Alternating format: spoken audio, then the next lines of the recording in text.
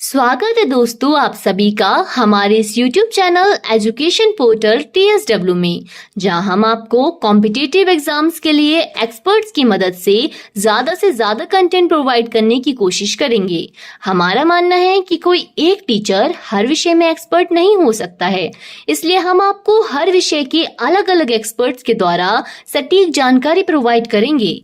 तो चलिए देखते हैं आज के एक्सपर्ट लेक्चर के चैप्टर है। तो चलिए स्टार्ट करते हैं। पहला क्वेश्चन है आपका, एक कार की गति 54 किलोमीटर प्रति घंटा है, इसकी गति मीटर प्रति सेकंड में कितनी होगी? ये क्वेश्चन बहुत जरूरी है उन बच्चों के लिए जो अभी नया तैयारी करना चालू किया है। उनको पता ही नहीं है कि किलोमीटर से मीटर पर सेकंड में कैसे चेंज होता है, क्योंकि किलोमीटर एक बड़ी यूनिट है यानी कि बड़ी इकाई है, और मीटर पर सेकंड छोटी यूनिट है यानी कि छोटी इकाई है। तो आपका अगर अलग अलग यूनिट दिया हुआ है तो आंसर गलत आएगा। आपको यूनिट पहले सेम बनाना होता है। जैसे यहाँ किलोमीटर है तो यहाँ भी किलोमीटर पर घंटा हो। अगर यहाँ पे आपसे मीटर पर सेकंड में पूछ रहा है, किलोमीटर में दिया गया है, मीटर पर सेकंड में पूछ रहा है, तो आपको ये चेंज करना आना चाहिए, तभी तो आंसर सही आएगा। तो कैसे चेंज करते हैं उसी को सीखिए। देखिए, आप हमेशा याद रखना कि कोई भी यूनिट हमारी किलोमीटर में है और पूछ रहा है मीटर में, तो किलोमीटर से मीटर में पूछेगा, यानी कि मीटर तो एक छोटी इकाई है, छोटी यूनिट है। अगर छोटी इकाई में पूछेगा यानी छोटी यूनिट में पूछेगा तो आप क्या करेंगे, 5/18 से मल्टीप्लाई करेंगे यानी कि गुना करेंगे। अगर आपसे मीटर से पूछेगा किलोमीटर में, ठीक है, आपको जैसे चेंज करना है मीटर से किलोमीटर में, किलोमीटर से मीटर में किया तो 5/18। अगर मीटर से किलोमीटर में करेंगे, छोटी यूनिट से बड़ी में करेंगे, तो 18/5 से मल्टीप्लाई करना है। अब देखो सारी बात क्लियर हो गई। दो ही संख्या होती है 5 और 18।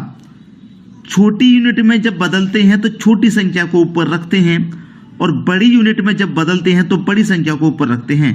ठीक है, जैसे हमारे पास जो चाल है वो है आपके पास 54 किलोमीटर प्रति घंटा की। कितनी की?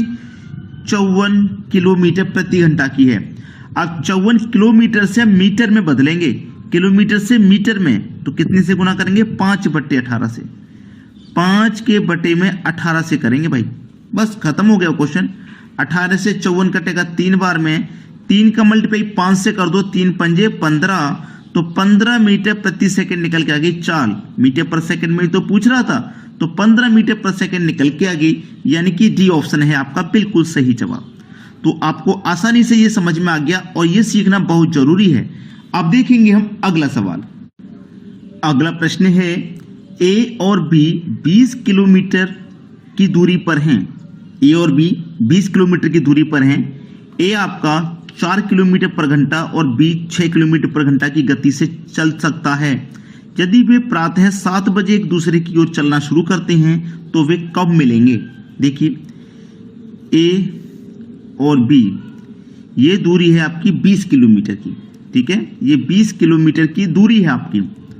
अब उसने बोला है कि ए 4 किलोमीटर पर घंटा की चाल से चलता है और बी चलता है 6 की चाल से, और चलना शुरू किया है 7 बजे। ए ने और बी ने दोनों ने सुबह 7 बजे चलना शुरू किया है इस तरीके से। तो ये कब आपस में मिलेंगे?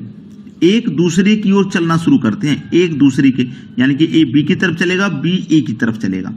देखिए, जब आमने सामने से चलते हैं तो उनकी चालों को प्लस करते हैं, और जब एक ही डायरेक्शन में दोनों चलें तो उनकी चालों का अंतर करते हैं।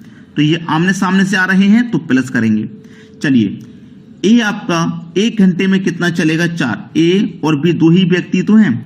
ए चलेगा 4 किलोमीटर पर घंटे की गति से चला, बी भी चलेगा 6 घंटे की गति से, 1 घंटे में 6 किलोमीटर। दोनों मिलकर के 1 घंटे में कितना चल लेंगे? 10 किलोमीटर चल लेंगे 1 घंटे में। 7 बजे चलना शुरू किया है तो ये 8 बजे तक चल गया 1 घंटा। इसने भी 7 बजे चलना शुरू किया है तो ये भी 8 बजे तक चल लिया 1 घंटा। दोनों 6 किलोमीटर और ये 4 किलोमीटर, दोनों 1-1 घंटा चल गए। ठीक है, अभी मिले नहीं क्योंकि दूरी कितनी तय हो पाई है? अभी 4 इसने तय की, 6 इसने, टोटल 10 ही तो तय हो पाई है। फिर से ए अपनी 4 चलेगा और बी फिर से अपनी 6 चलेगा, तो कितनी तय हो जाएगी? फिर से 10 किलोमीटर की तय हो जाएगी। 8 बजे थे यहाँ पे, ये 8 से इधर गया, ये भी इधर गया, 1 घंटा ये चला, 8 से 1 घंटा ये चला, तो यहाँ बीच में कितने बज गए? 9 बज गए। कितने बज गए? 9 बज गए।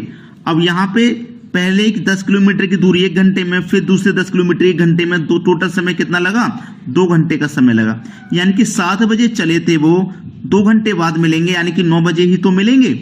भाई सुबह के उसने क्या कहा था?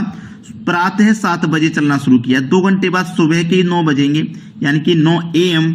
सी ऑप्शन है आपका बिल्कुल सही जवाब। तो सभी को प्रश्न आसानी से यहाँ समझ में आ गया, किसी को भी कोई समस्या नहीं होगी। अब देखेंगे हम अगला क्वेश्चन। अगला प्रश्न है, ए बी से दोगुनी गति से दौड़ता है। जो ए है वो बी से दोगुनी गति से दौड़ता है। बी सी से तिगुनी गति से दौड़ता है। जो बी है वो सी से 3 गुना गति से दौड़ता है। अगर सी 1 दौड़ेगा तो बी 3 गुना दौड़ रहा है, यानी कि 3 दौड़ लेगा।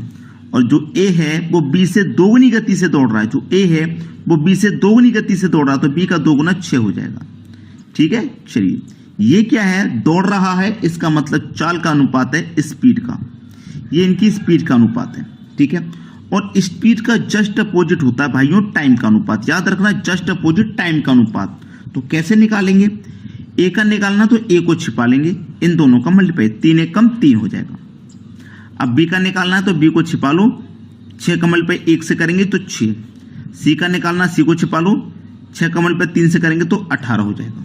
ठीक है, अब ये किसी संख्या से कॉमन से कट सकता है तो काट दो, ये कटेगा 3 एक कम 3, 3 दूनी का 6, 3 6 18। ये निकल के आ गया इनका सही अनुपात 1 2 6। आपसे बोला है कि सी द्वारा 72 मिनट में तय की गई दूरी, सी द्वारा, तो सी का रेशियो कितना है? 6 है। सी का रेशियो 6 है और सी कितना टाइम ले रहा है?